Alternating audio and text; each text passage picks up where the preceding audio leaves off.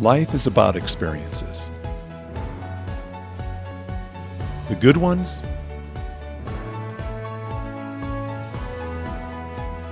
and the not so good ones.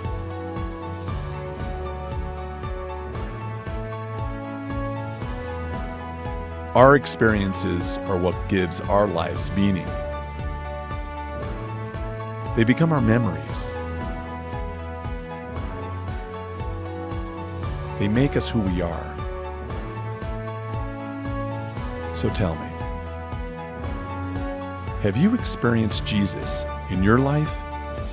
The greatest experience of all. Well, you know, before me I have an individual, Bobby Gilpin. That's right. That's right. Isn't that amazing? Hi. Bobby, I've known, met him about 5 years ago. It was about 4 or 5 years ago, I remember, and talked to you. And you have a ministry. Yep. I didn't have a ministry then, but you know, certainly things have changed. God leads us to different ways and different paths. You're from England. Yeah, I'm from Middlesbrough in the northeast of England. Most Americans haven't heard of Middlesbrough. It's just below Newcastle, but in the northeast. Okay, Newcastle. Isn't that kind of famous for something? Newcastle Brown Ale? No. I'm sure that's not what you meant. So. No, I didn't mean that. I thought Sting? Sting? Sting, the singer? Yeah, I think that's what it was. Sting. Yeah, it makes sense. Okay. It's better than ale, right? You want to get to... We're going to talk about sin later on anyway. Right, okay. So we'll talk about ale then. We'll talk about... But nonetheless, I wanted to let people know what you do. What kind of things are you involved in? What's your ministry? Yeah. What kind of things are that'd be great. What drives you for your ministry? Yeah, I mean, essentially, to cut a long story short, I became a Christian when I was at college. I ended up joining a religious studies class. At that stage, I had no idea about Mormonism or anything like that.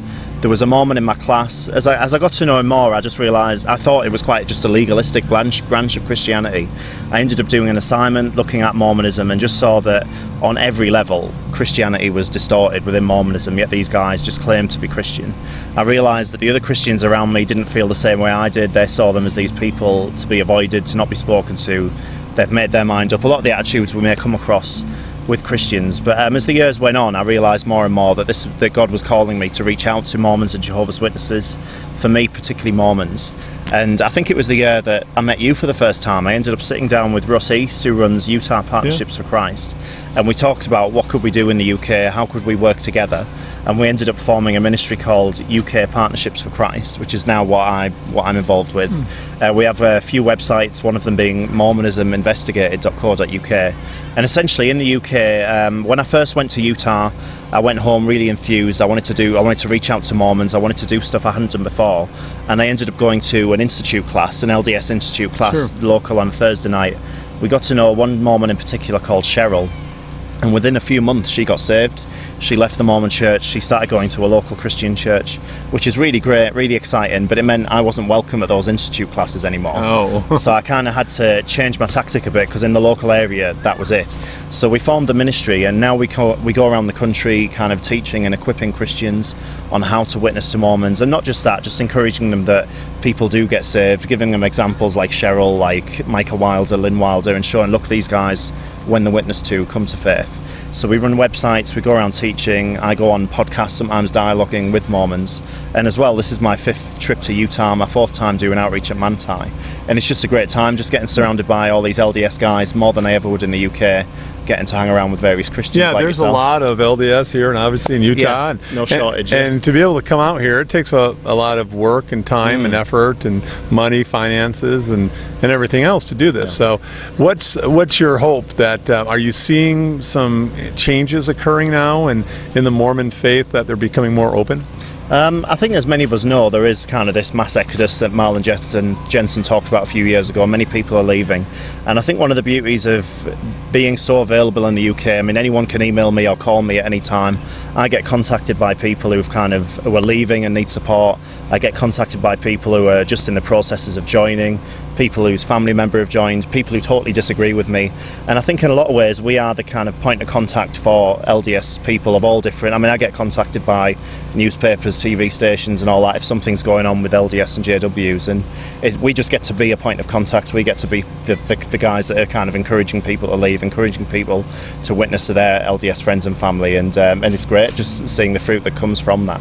Do you see and sense that those people who are leaving, you know, it's a big trouble with those who have ministries in the Christian ministries, many who do leave, and once they find the truth of that the LDS Church is really not what it was supposed to be. Totally, yeah. That many actually just leave the whole presence of God, Yeah. and they become agnostic. Is that something that you're also seeing, and are you trying to rectify that in some ways? Yeah, I think in the UK we're seeing that, I would actually say, quite a lot. There's probably, in my experience, a lot more ex-Mormon atheists in the UK than there are even ex-Jehovah's Witness atheists. There's a lot more ex-Jehovah's Witness Christians. I don't know how all that works, but yeah, in the UK we are seeing a great deal of secular ex-Mormons.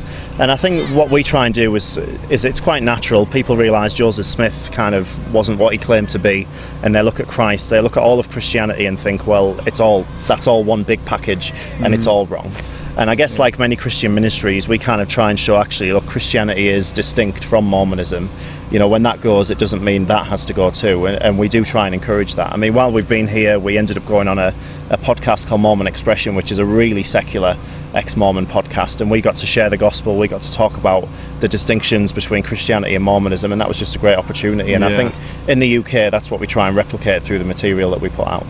Yeah, and I think a lot of LDS people who are watching this and who might be thinking about why you do this, what in a way, what kind of differences do you think that they massively are to separate the two, so that maybe LDS could think about some of these things? Yeah, that's cool. I mean, there's a lot of theological differences. I could talk about the nature of God, I could talk about grace and all of that, but as I've kind of been here in this last couple of weeks, one thing that's really hit me is just the performance culture within Mormonism, that expectation to look good, to look sorted on the outside, whereas that doesn't necessarily reflect what you really are. I mean, I talked about this on the Mormon Expression podcast, but a couple of years ago, Thomas Monson at General Conference, he gave this talk, and he gave an example. I think it was in the priesthood session. He gave this example of a missionary, and whenever he went to someone's house and he'd see people kind of smoking, drinking, dressed all in, you know, just not smart clothing, this missionary would picture them in kind of a perfect white suit, with no cigarettes, no drink or anything like that, and just kind of totally sorted on the outside.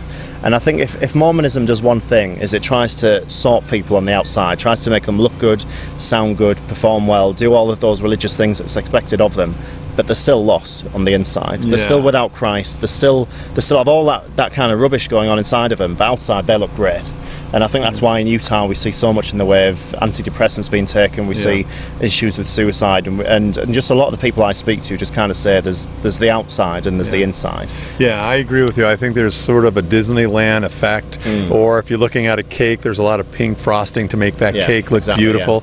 But realistically, inside the cake, it's kind of messed up and it tastes bad. That's absolutely. It's a lot of religion on the outside, but no heart change on the inside. Yeah, I agree. Well, hey, you know, I appreciate your time stopping by and allowing us to videotape, and God bless you with your ministry. I pray that it continues to do well. Great to see you again. Same here, brother. Bye-bye.